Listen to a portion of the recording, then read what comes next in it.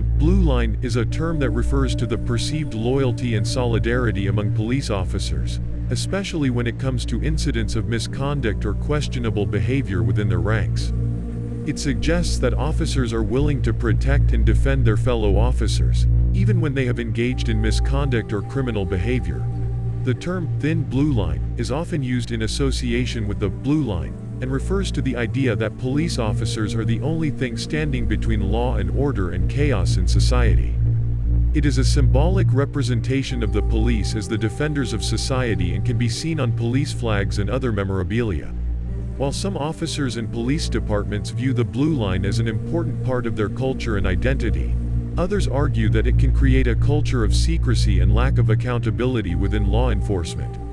This can make it difficult to investigate and hold officers accountable for misconduct or criminal behavior and can lead to a breakdown in trust between police and the communities they serve. Overall, the concept of the blue line is complex and controversial, and its impact on police behavior and accountability remains a subject of ongoing debate and discussion. In 2020, a group of police officers in Buffalo, New York, were caught on camera shoving a 75-year-old man to the ground during a protest. The man fell and hit his head, suffering a serious injury.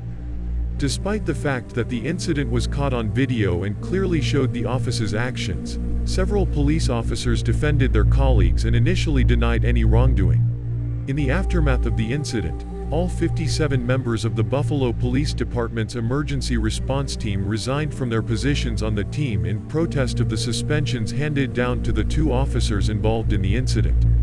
This action was seen by many as an example of the blue line in action, with officers choosing to prioritize loyalty to their colleagues over accountability for misconduct. While the incident in Buffalo was certainly controversial, it's important to note that not all police officers or departments exhibit this type of behavior.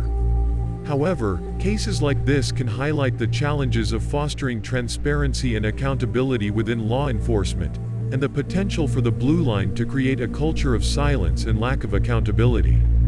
Another example of the blue line can be seen in cases where police officers are involved in incidents of misconduct, and other officers refuse to speak out or report the wrongdoing. For example, in the case of the death of George Floyd in 2020, several officers were present during his arrest and subsequent death, but none of them intervened or reported what they saw to their superiors. In fact, it wasn't until a bystander video of the incident was widely circulated that the officers involved were finally charged and held accountable for their actions. This delay in reporting and holding the officers accountable was seen by many as an example of the blue line in action, with officers choosing to prioritize their loyalty to each other over the safety and well-being of the public they are sworn to protect. While it's important to recognize the potential for the blue line to create a culture of secrecy and lack of accountability, it's also worth noting that many officers are committed to doing their jobs with integrity and honesty, and work hard to build trust and positive relationships with the communities they serve. Ultimately, it's up to individual officers and departments to decide how they want to approach issues of misconduct and accountability, and to work to create a culture that prioritizes transparency, justice. One example of the blue line in action that resulted in a court case is the case of City of Los Angeles versus David L. Rodella. In 2010, David Rodella, a Los Angeles police officer, reported to his superiors that another officer had used excessive force during an arrest. Rodella testified against the officer at a departmental hearing, which ultimately led to the officer's termination. After Rodella testified, he claimed that he was subjected to harassment and retaliation from his fellow officers, who saw him as a traitor for breaking the blue line. He filed a lawsuit against the City of Los Angeles, alleging that he had been subjected to a hostile work environment in violation of his rights under the First Amendment. The case eventually made its way to the U.S. Ninth Circuit Court of Appeals, which found in favor of Rodella. The court ruled that Rodella's testimony against his fellow officer was protected speech under the First Amendment, and that the harassment and retaliation he experienced were unlawful. The case of City of Los Angeles versus David L. Rodella is a clear example of the blue line in action, with officers retaliating against one of their own for. Another example of the blue line in the context of case law is the case of Brannon versus City of Lima, which was decided by the U.S. Sixth Circuit Court of Appeals in 2018. In this case, Officer Timothy Brannon of the Lima, Ohio Police Department reported misconduct by his fellow officers, including excessive use of force, falsification of reports, and racial discrimination. Brannon claimed that after he reported the misconduct, he was subjected to retaliation from his colleagues, including being ostracized, threatened, and harassed. Brannon filed a lawsuit against the city of Lima, alleging that he was retaliated against for reporting misconduct, in violation of his rights under the First Amendment.